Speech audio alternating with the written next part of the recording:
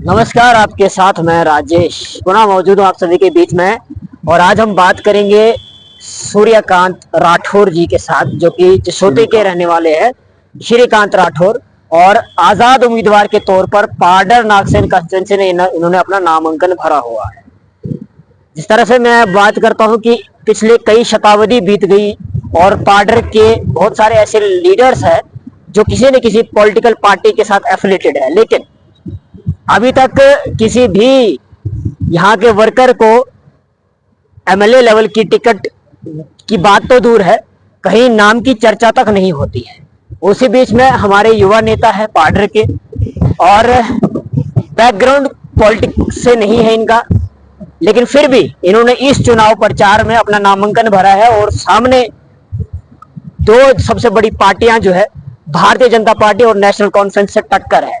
और वहां पर मिनिस्टर रह चुके सुनील शर्मा और डीडीसी जो चेयरमैन है पूजा देवी, इनके साथ टक्कर देने के लिए जो है खड़े हुए हैं। तो सबसे पहले तो इनको इस चीज की दाद देनी पड़ेगी। सूर्यकांत जी, सबसे पहले तो आपको बधाई हो कि आपने एमएलए के लिए नामांकन भरा है, और आपके हिम्मत की भी दाद देते हैं क्योंकि आप युवा है, अचानक राजनीति में आए और अचानक आपने एमएलए के लिए ही सोचा।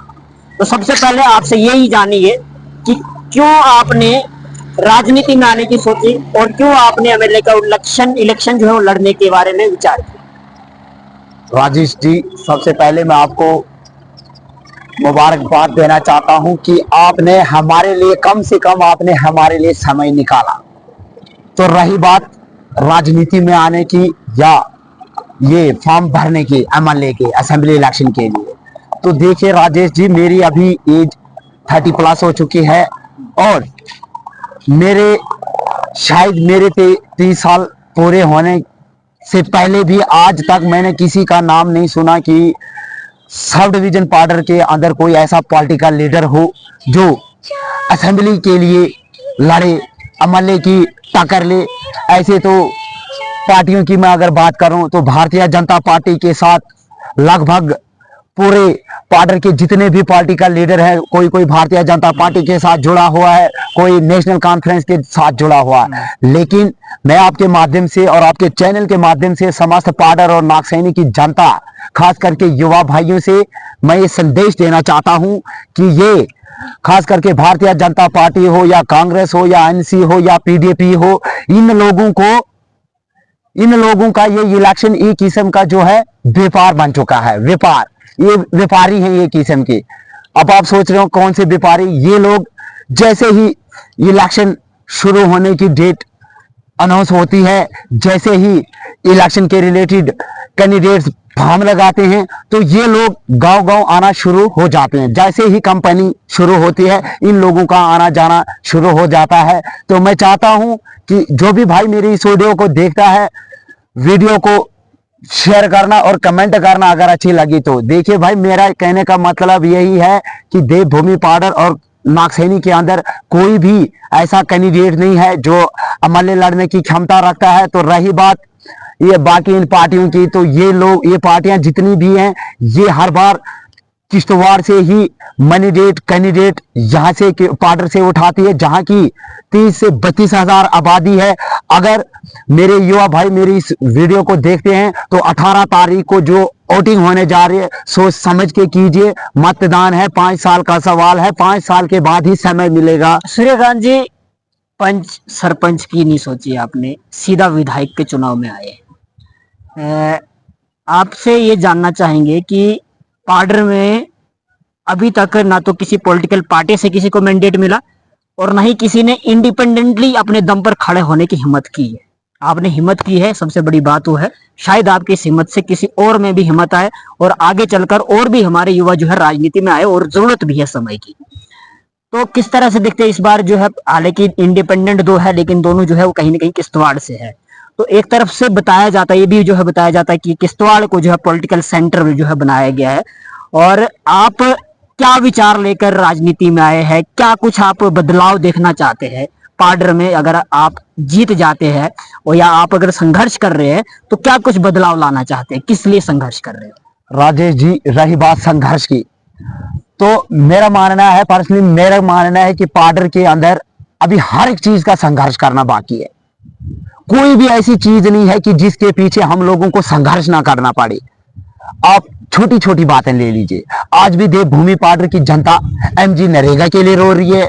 अभी मैं इछधारी, गंधारी, त्यारी पूरे सभी पंचायतों से कंपेनिंग करके यहाँ पहुंचा और लोगों का कहना है कि हमें अभी भी अच्छे से एमजी नरेगा का पैसा नहीं दिया जा रहा है, अभी भी हम लोगों को ये वही मकान नहीं दिए जा रहे हैं, अभी भी 2024 का दौर है। कहाँ तो प्रधानमंत्री कह रहे हैं कि डिजिटल भारत, और मैं पीछे से जब कंपेनिंग आज मैं खत्म करके सिटी पहुंचा तो पीछे के जितने भी स्कूल हैं सारे क्लोज हैं। गंधारी में गया, वहां के स्कूल क्लोज हैं। पीछे गंधारी में तो 2 नाम के टावर खड़े कर दिए। पिछला जो टावर तुंद में पड़ता है, सुबह में जब उठा वहां पे नेटवर्क नहीं चला।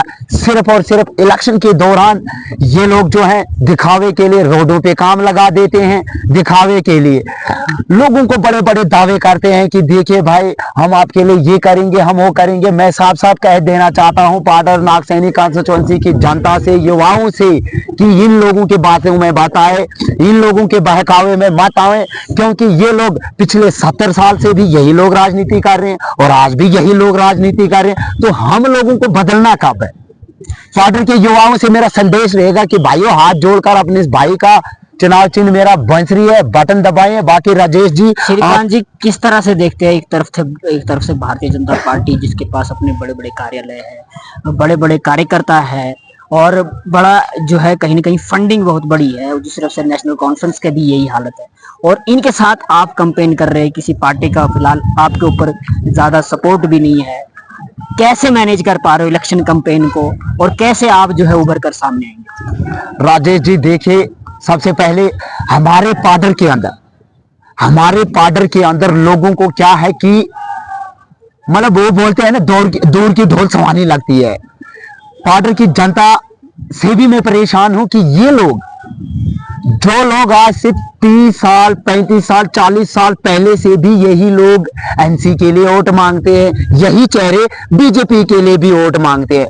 तो मैं आपके माध्यम से जनता तक ये संदेश देना चाहता हूं कि कम से कम जनता भी इनसे सवाल करें, जनता भी इनको पूछे कि आखिर आप अगर वोट मांग रहे हो सुनील शर्मा के लिए, आप वोट मांग रहे हो पूजा ठाकुर के लिए, आप वोट मांग रहे हो अन्य किसी पार्टियों के लिए, तो आप लोग 10 साल पहले इलेक्शन नहीं हुए, आप लोग तो कभी हम लोगों को नहीं दिखे।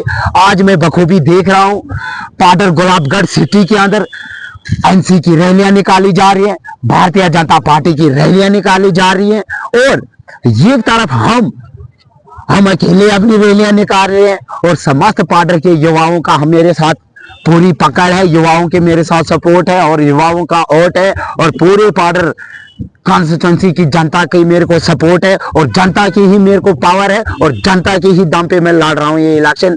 जो भी है मेरे लिए जनता ही है, मेरे को करना ही जनता के लिए काम है। क्या संदेश रहेगा आखिरी में मेरा यही संदेश रहेगा राजेश जी आपके माध्यम से कि जो भी मेरी इस वीडियो को देखता है, चाहे वो पाउडर का हो चाहे वो नागसैनी का हो, तो सब भाइयों से, खास करके युवा भैया, भाई, माताएं, बहनें, बूढ़े बुजुर्गों से मेरी हाथ जोड़कर विनती रहेगी कि अपने इस देवभूमि पाउडर के इस लाल को ज्यादा से ज्यादा वोट कीजिए, ताकि मैं इस बार असेंबली में जाके ही इसी बार दिखा दूं कि देवभूमि पाउडर से अमल भेजना कितना अच्छा रहेगा। बाकी ज्यादा से ज्यादा वोट कीजिए। बाकी क्या कहें राजेश जी, आप तो खुद समझदार हैं। ये थे श्रीकांत राठौर जो कि जसोती से है, चुनाव लड़ रहे हैं, और पुनः मैं एक बार बोलूंगा कि इनकी हिम्मत की दाद देनी पड़ेगी, जिस तरह से इन्होंने अपने आप को जो है इस राजनीतिक मैदान में जो है उतारा है। और इसके साथ साथ हमारे पाउडर में विशेषतर जो है युवाओं को राजनीति में जाने की बहुत आवश्यकता है, पाउडर को आवश्यकता है, और पाउडर के युवाओं को जो है ये पहल करने की आवश्यकता है, क्योंकि अगर आप अपने क्षेत्र के भविष्य को उज्जवल करना चाहते हैं तो राजनीति में एक मजबूत, एक ठोस कार्यकर्ता की आवश्यकता है, और एक सिंगल माइंडेड इंसान, ऐसे लीडर की आवश्यकता है जो कहीं ना कहीं अपने क्षेत्र के बारे में और अपने इलाके के आम व्यक्ति के बारे में सोच सके। फिलहाल आप लोगों की क्या राय है, कमेंट में अपनी राय जरूर दें। फिर मिलेंगे, तब तक के लिए नमस्कार।